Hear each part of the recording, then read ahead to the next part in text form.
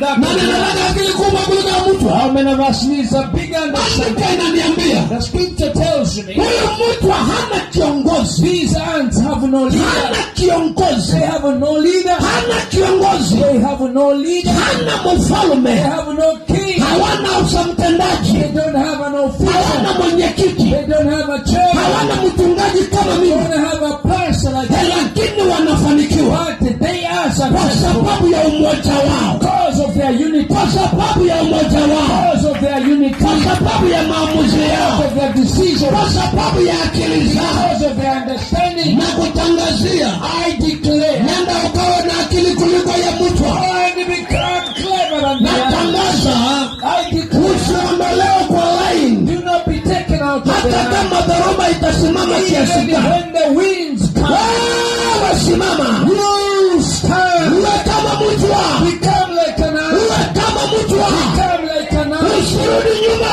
Do not go back. Wala wanasema nataka kuwa kama mtwa. I say I want to be like an Uwe ant. kama mtwa. Become like an ant. Katika jina la Yesu. In the name of Hawana Jesus. kiongozi. They don't have a leader. Lakini wanafanikiwa. But they are successful. Narudia, hawana kiongozi. They don't have a Lakini leader. wanafanikiwa. But they are successful. Na saa zingine And sometimes haufanikiwi you don't kwa succeed sababu umekosa mwelekeo because of na laziness. umekosa mwelekezaji. And you have no Umekosa mchungaji. You have